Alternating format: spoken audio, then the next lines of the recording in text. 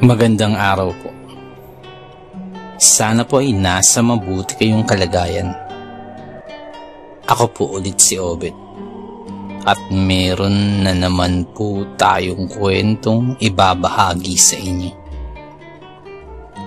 Ito po ay naganap sa totoong buhay. Ang kwentong ito ay nangyari sa lalawigan ng Bicol. Ito po ang kwento. Semana Santa. Panahon kung kailan naghahari ang iba't ibang kampo ng kadiliman. Yan ang palaging pinapaalala ni Lola Iska na huwag akong gumala sa kung saan-saan o kahit ang paglabas sa loob ng mahigit 1 oras. Bakit naman po bawal lumabas, Lola? Inosenteng tanong ko habang tinutulungan itong magtupi ng mga sinampay. Semana Santa ngayon. Walang magpoprotekta sa atin laban sa anumang kapahamakang dulot ng kampo ng kadiliman. Kaya kung mangyari, manatili na lamang sa loob ng tahanan at magdasal. Mahabang paliwanag ni Lola. Kahit po ba rin lang sa tapat ng bahay, La? Pag-uusisa ako na itinuro pa ang labas gamit ang aking nguso. Oo. Ang higpit naman pala, Lola. Reklamo ko. Huwag nang maraming tanong. Sundin mo na lamang. Tumayo si Lola at maayos na inilagay sa aparador ang mga damit bago nagtungo ng kusina para maghanda na ng hapunan. Naiwan naman akong nagkibit balikat, sabay dungaw sa bintana. Nanamnamin ko na lang ang preskong hangin, naglalabas-masok sa aming munting kubo. Nagmula nang isilang ako sa mundo, si Lola na ang kasakasama ko. Sabi nga niya, matapos akong iluwal, bumigay na ang katawan ng inay ko. Si Itay naman daw, dahil sa kaduwagang gampanan ang responsibilidad, ay nagpakalayo-layo ito at hindi na nagpakita kahit 1 beses man lamang nang malamang nakabuntis. Saklap. Kontento na rin ako sa buhay na meron kami ngayon. Tahimik, payapa, at puno ng pagmamahal mula kay Lola. Mag-isa na rin niya akong itinaguyod magmula nang namayapa si Lolo. 5 taon nang nakalipas. Hindi man ako nakapag-aral sa mismong paaralan, sinikap naman ni Lola na maturuan ako ng sa gayon matugunan ang kaalaman ko. Pasipol-sipol ako habang dinarama ang malamyos na ihip ng hangin nang bigla na lang may sumitsit. Psst! Nung unay hindi ko to pinansin. Hanggang sa umulit ng maraming beses. Saan kaya yun ang galing? Palingalingang tanong ko. Psst! Psst! Sunod-sunod na sitsit na hindi ko malaman kung saan galing. Sino ba yan? Medyo inis na yung boses ko. Ayaw ko kasi yung pinaglalaroan ako . Psst! Magpakita ka kung ayaw mong batuhin kita. Pagbabanta ko pa. Napatingin naman ako sa kaliwang banda nang may kung sinong lumundag mula sa mayabong na tanim na santa ni Lola. Kaloy, ikaw ba yan? Kunot noong tanong ko sa lalaking nagpagpag ng pangibaba. Uy, Ray! Kaway na ito sa akin. May bunga ni mangganimang lolong. Tara, manguha tayo. Napaka naman nito. Bakit hindi ka na lang nagsalita ng derechahan kasi? Pasit-sit-sit ka bang nalalaman? Pagpasensya mo na.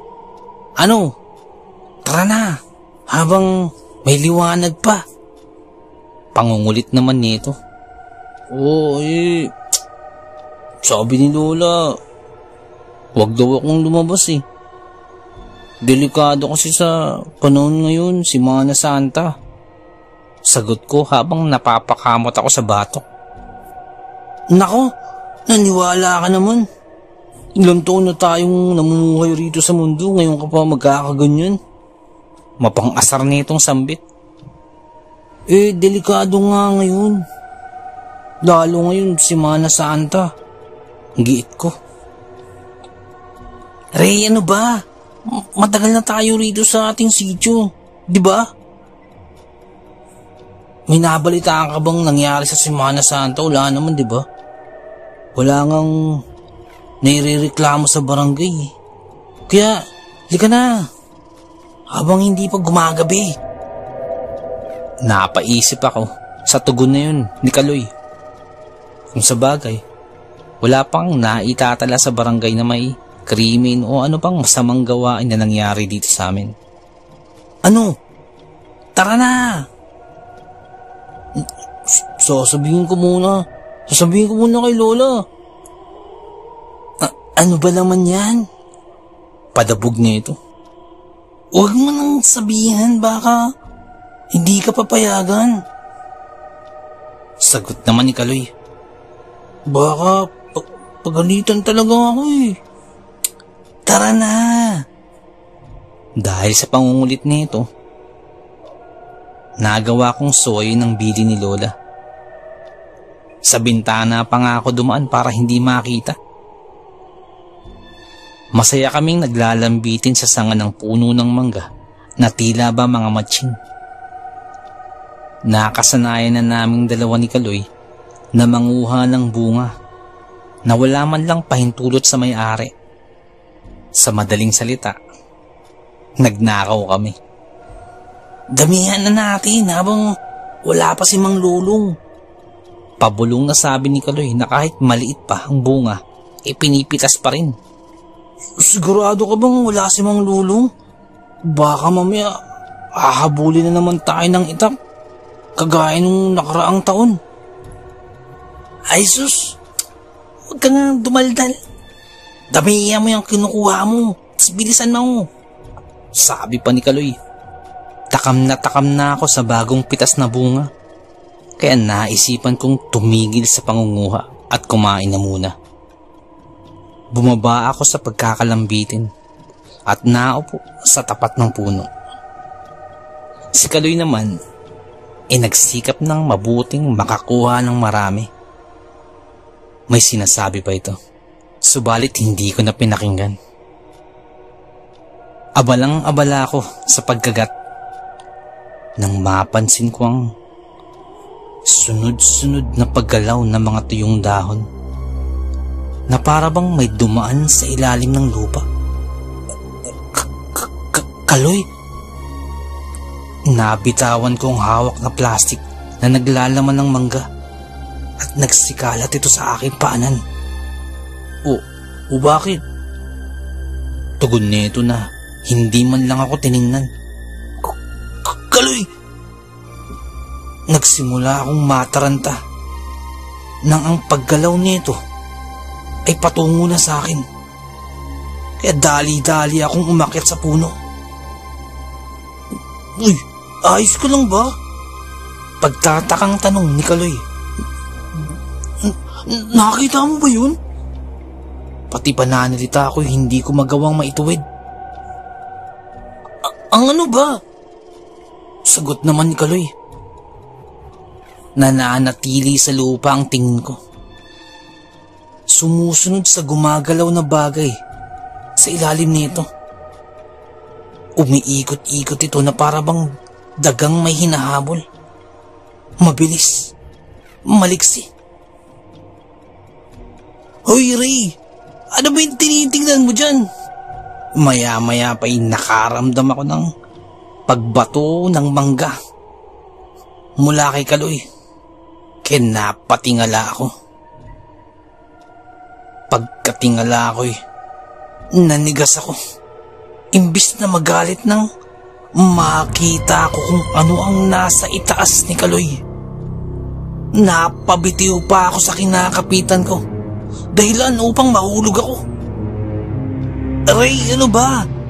Tanong ulit ni Kaloy. Tanging pagturo lamang sa nilalang sa kanyang kinaroroonan ang nagawa ko. Naglakihan ng mapupulang mga mata nito. Nagtutulisan ng dalawang pangil.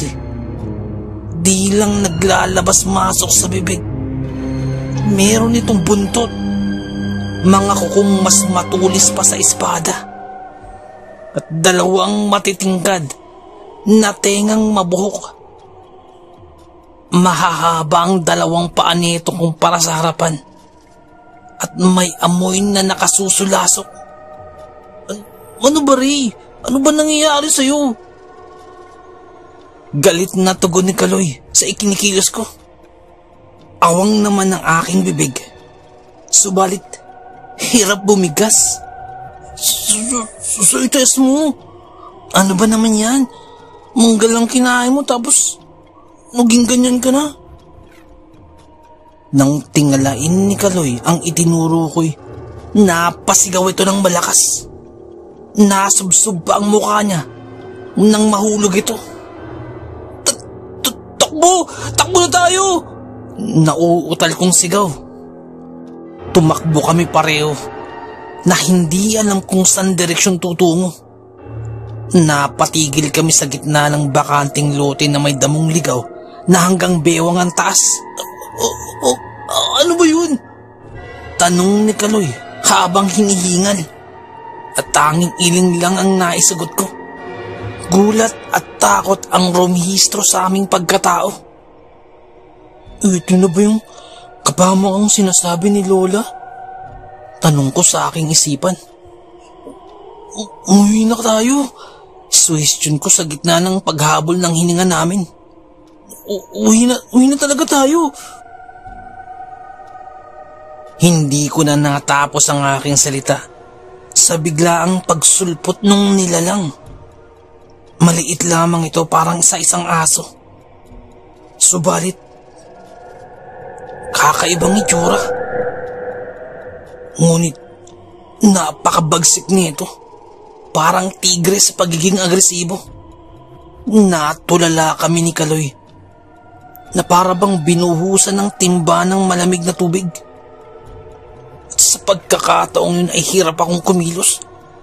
Parang hindi ako makagalaw. Ano yan? Halos maiyak si Kaloy. Magsasalita pa lamang sana ako nang bigla na lamang gumalaw ang lupa. At sa pagkakataong ito, hindi lamang isa, hindi lamang dalawa, hindi rin tatlo kundi 4 na nilalang yun. Napagulong-gulong kami ni Kaloy sa pagkawala ng balanse dahil sa malakas ng paggalaw ng lupa. Nahinto lamang ang paggalaw matapos ang ilang minuto.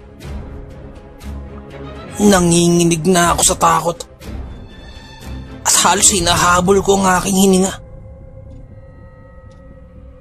Hindi ako makakilos dala ng matinding takot. Ngunit sinubukan ko pa rin tingnan ang aking paligid. At sa pagligid ng aking paningin, ay halos ramdam ko na ang paghiwalay ng kaluluwa sa aking katawang lupa. Nang mahagip ng aking paningin na pinagpipiesta na ng 4 na nilalang na yun si Kaloy. Halos gutay-gutay na ang damit nito. At iwinawas-iwas pa siya sa ere. Rinig na rinig ko ang paghingi ng saklolo ni Kaloy.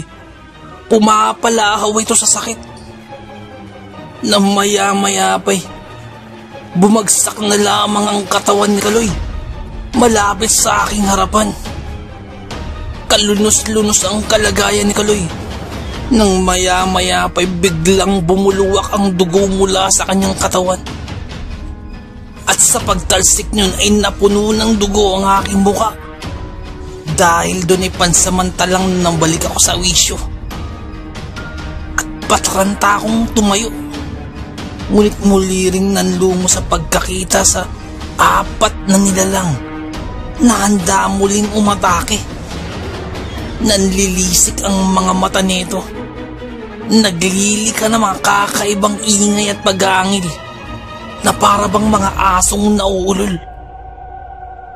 Ngunit sa kabila ng aking takot, inagawa kong takpan ng maigi ang ilong ko dahil sa nakasusulasok na amoy na likha ng mga nilalang na to. Tila ba nanunuot sa bawat kalamnan ko. At hindi lang yan. Para bang paunti-unti nitong hinaharangan ng hanging papasok sa aking baga. Dahilan upang mahirapan ako sa paghinga. Naibaluktot ko ang sarili ko. Pinapalibutan na nila ako. 4 ang nilalang na yun. Mag-isa na lamang ako. Ramdam ko na wala akong kalaban-laban. Anumang oras, isasagpangin na ako ng mga to. Niyakap ko na lang ang nanlalamig na sarili. At ipinikit ko ang aking mga mata. Inihintay na lamang na tapusin ng mga ito ang aking buhay. Nang biglang nagpulasan ang 4 na nilalang na yun. Napalingon ako. Nagkaroon ng liwanag ang kadilimang bumalot sa sarili nang makita ako si Lola. Siya'y paparating, palapit sa akin. Parang meron itong binibigas na mga katagang hindi ko mawari. Napatawag na ako kay Lola. Ngunit nung sandaling yun ay muling bumabalik ang 4 na nilalang na parang mga aso na hindi ko mawari. At muling sinisipat-sipat ako. At muling aatakihin ako. Nang maya-maya pa'y biglang may inihagis si Lola na parang isang medalyon. Lagi kong nakikitang dinadasalan na yun araw-araw. Inihagis ito ni Lola sa hangin at malakas na ibinigkas ang katagang hindi ko nauulinagang mabuti. Ngunit dahil dun ay biglang nag-alpasan papalayo ang 4 na nilalang na yun at parang takot na takot. Dahil dun sinamantala ko na yun. Patakbo kong tinawid ang pagitan namin ni Lola at saka napayakap ako sa kanya ng mahigpit na mahigpit. Sa susunod, Apo, huwag mong sasaway ng natatanging utos upang hindi ka malalagay sa alanganin. Mahinahong sabi sa akin ni Lola. Patangutang kong napahikbi bilang sagot ko sa kanya. Wala talagang maibibigay na magandang resulta ang pagsaway sa utos. Lalo na utos ng mga nakatatanda. Mas nauna sila sa atin sa mundo. Mas may alam sila sa takbo at mga elementong kasabay na namuhay sa iisang mundo. Patawad po, Lola. Magtatanda na po ako. Napakayuwaga ng ating mundong ginagalawan. Napakaraming bagay ang mahirap ipaliwanag. Pero nagaganap. Hanggang dito na lamang po. Salamat po sa pakikinig. Magandang araw po.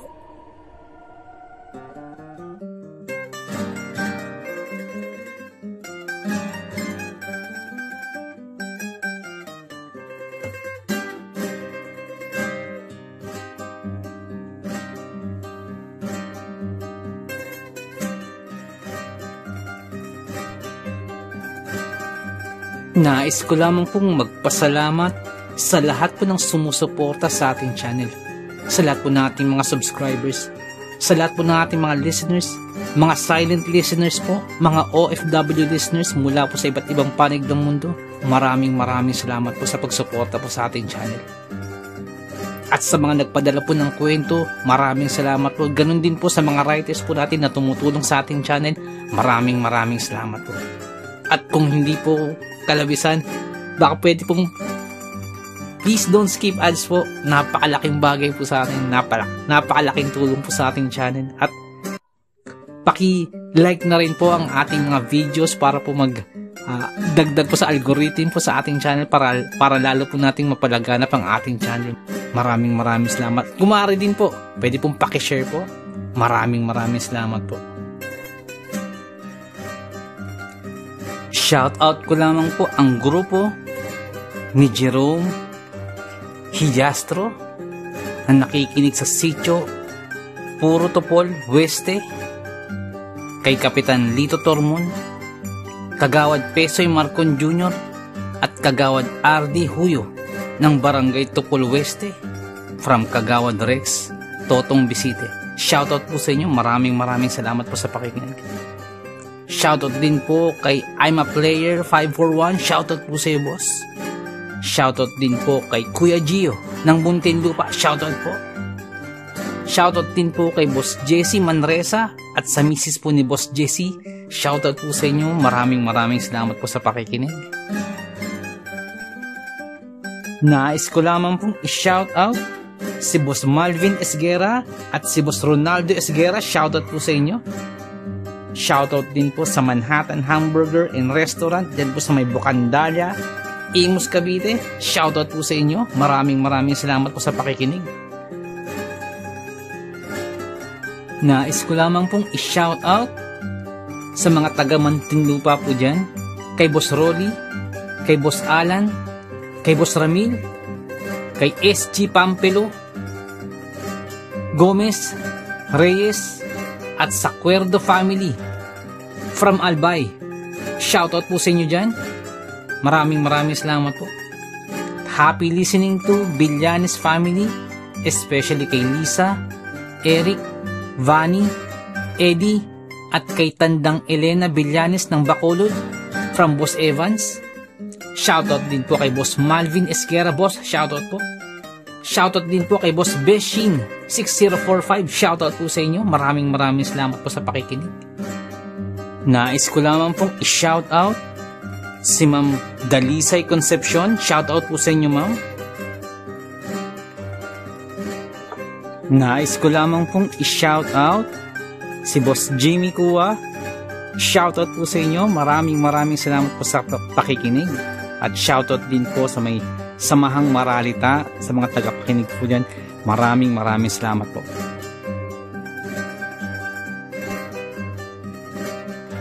Nais ko lamang pong i-shoutout si Ma'am Elena Ravina Villanes. Happy 90th birthday po. More birthdays to come, more blessings and good health. Shoutout po sa inyo, Ma'am Elena. Shoutout din po kay Ma'am Jacqueline Espino. Shoutout po sa inyo. Shoutout din po kay Marlon Perez. Kito boy, salamat po sa pakikinig. Shoutout po sa inyo dyan. Nais ko lamang pong i-shoutout si Boss Ruel Verano, dyan po sa may Cebu. Shoutout po sa inyo, boss. Shoutout din po kay Lola Cording ng Suha, San Teodoro, Oriental Mindoro. Shoutout po sa inyo dyan. Ang shoutout pong ito ay mula po kay Boss Andy Galoso. Shoutout po. Shoutout din po sa tropang One Battle. Mula po kay Boss Ryan Valenzuela. Shoutout po sa inyo. Kay Boss Biloy Sevilla, kay Boss Raul Manderegma, kay Boss Rundi Espiritu, Boss Oliver Sotel, Boss Nonoy Panesan, Boss Jun Lloyd de Los Angeles, Boss Stephen Sevilla, Boss CJ Kalikot, kay Boss Reynante Escunya, kay Boss Sam Tayas, kay Boss Doc Cesar Eusebio. Shoutout po sa inyo dyan po sa may Blooming Treat, Dimasalang. Maraming salamat po sa pakikinig. Kay Boss Ryan Valenzuela, shoutout po sa iyo, boss. Nais ko lamang pong i-shoutout si Boss Sol Luna. Boss, shoutout po. Maraming salamat po sa pag-share po sa ating kwento. Salamat po, boss. At shoutout din po kay Boss Dipred. Boss, maraming salamat po. At kung may time po kayo, bisita lang po sa channel po ni Boss Dipred. Dipred Mystery Files. Magaganda po ang kwento ni Boss Dipred. May time po kayo, bisita lang po sa channel po niya. Shoutout po sa inyo. Shoutout din po kay Ma'am Elizabeth Arnaiz. Shoutout po sa inyo, ma'am. Nais ko lamang pong i-shoutout si Boss Marlon Paro. Boss, shoutout po.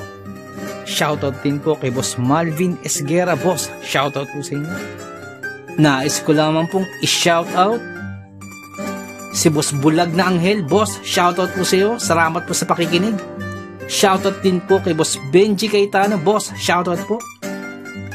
Shoutout din po kay Ma'am Annie Viloria. Shoutout po sa inyo.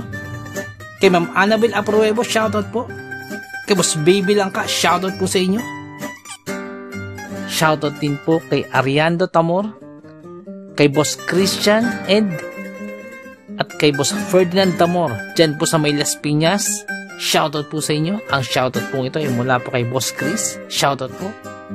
Shoutout din po sa Marcos family dyan po sa may Antipolo. Shoutout po sa inyo. Ang shoutout po ito ay mula po kay Boss Fernando. Shoutout po sa inyo. Shoutout din po kay Ma'am Annie Viloria. Kay Boss Baby Langka. Shoutout po sa inyo. At kay Ma'am Annabel Apruebo. Shoutout po sa inyo dyan. Shoutout din po sa King Solomon Game Farm dyan po sa may Tawid, Maasin City, Southern Leyte. Shoutout po sa inyo. Shoutout din po kay Ma'am Rosie de Mesa. Ma'am, shoutout po. Shoutout din po kay Boss Real Mix Vlogs. May time po kayo, bisita na po ang channel po ni Boss Real Mix Vlogs. Shoutout po sa iyo, boss. Shoutout din po kay Ma'am Julie Ruel, kay Ma'am Raquel Punsalang, Ma'am Melania Ruel. Shoutout po sa inyo. Sa family niyo po, shoutout po. Boss Loreto Ihaan Jr., shoutout po. Sir Ron Pilapi, dyan po sa Kentucky, shoutout sa iyo. Boss Liay Estoque, shoutout. Boss Edison Velasco, shoutout. Boss Rodney TV, may time po kayo, bisita na po channel po ni Boss Rodney TV. Vlogs niya po sa mountain bike. Shoutout din po kay Boss Red Rosal. Nag-livestream po si Boss Red every Wednesdays, Fridays, and Sundays. May time po kayo, bisita na po sa channel niya. Boss Lady B, 73 dyan po sa Texas, shoutout po. Boss Ed Uy, shoutout po. Boss Dimples Yumi, boss, shoutout sa iyo, boss. Ma'am Liza Arcega, shoutout po. Ma'am Ivy Standian, shoutout po. Boss Rochelle Abillar, may time po kayo, bisita ng channel po. Rochelle Abillar po. Ma'am Melanie Passion, shoutout. Ma'am Milagrosa Lok, shoutout. Boss Nonoyski, shoutout sa iyo, boss. At yung BFF pala ni Ma'am Jane, si Boss Hershey, shoutout sa'yo. Boss Mad, shoutout po. Boss Lord Olivar, shoutout po. Boss Rexy Ann, shoutout po. Boss Jesse Joshua Castillo, shoutout po. Ma'am Maya Flores, shoutout po.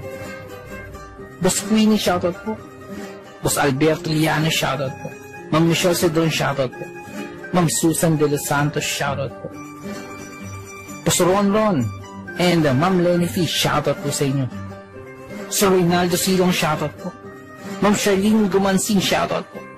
Boss Psychic Scorpio, shoutout po. Ma'am Marianita FL, shoutout po. Boss James Channel, may time po kayo, bisita na po channel po ni Boss James. Ma'am Maribel Salcedo, shoutout po. Boss Vinci Mayo, boss, shoutout po. Boss Leonardo Manalo, shoutout po. Boss Yumi Cotton TV, shoutout sa iyo, boss. May type po kayo, bisita lang sa channel. Yumi Cotton TV. Boss Yoreski Escalona, shoutout sa iyo, boss. Boss Jopay Bertuto, boss, shoutout sa iyo. Ate Peng, shoutout po. Ma'am Elaine Almera, shoutout po. Boss Supremo Ploxki, dyan po sa Cavite, shoutout sa iyo, boss. Ang Bless na Baka, shoutout po. Ma'am Christian, dyan po sa Hamburg, shoutout po. Kaya, Sir Alex of Southern Mindanao Creep Experience, shoutout sa iyo, sir. Boss Jimmy Pandong, shoutout po. Kay Tata Estong Nestor Bauyon, dyan po sa London, shoutout po. Ma'am Mary Asilar, shoutout po, dyan dito sa UK. Boss Edward Malilin, boss, shoutout po. Boss Raymond Glover, shoutout sa iyo, boss. Ma'am Miraiza Miguel, shoutout po. Shoutout po kay Boss Ricky Gonzalez, kay Boss Bobby, kay Ma'am Milagros Gonzalez, kay Sir Romeo, shoutout po sa inyo. Boss Sai 1986 Vlog, may time po kayo bisita ng channel, Sai 1986 Vlog. Boss Young's Life, shoutout. Boss Russell Ferreira, shoutout. Boss Mslack, shoutout. Miss Jabel, shoutout po. Boss Choji D, shoutout. Ma'am Liza Arcega, shoutout po. Ma'am Selena Rawato, shoutout po. Boss Francis Maula, shoutout po. Boss Stacy Vlog, dyan po sa Spain, shoutout po. Boss Mary Tales, may time po kayo bisita ng channel po ni Boss Mary Tales. Ma'am Mirna Buo, shoutout po. Boss Kamandag Pigeon TV, mahilig po kayo sa kalapati, bisita po sa channel po ni Boss Kamandag Pigeon TV. Ganun po kay Boss Titan Love TV. Boss DJ and George, mahilig po kayo sa bedtime stories, bisita lang sa channel po nila. Boss Horsey TV, mga vlogs po nila sa Japan, bisita lang sa channel. Boss J Palo, shoutout. Boss Pedro Tampo, shoutout po. Ma'am Maria Lizel Barro, shoutout. Ma'am Aubrey Delgado, shoutout sa iyo, sa family po, sa husband niyo po. Boss Camelo Aroy, boss, shoutout sa iyo dyan, sa mga taga Southern Leyte.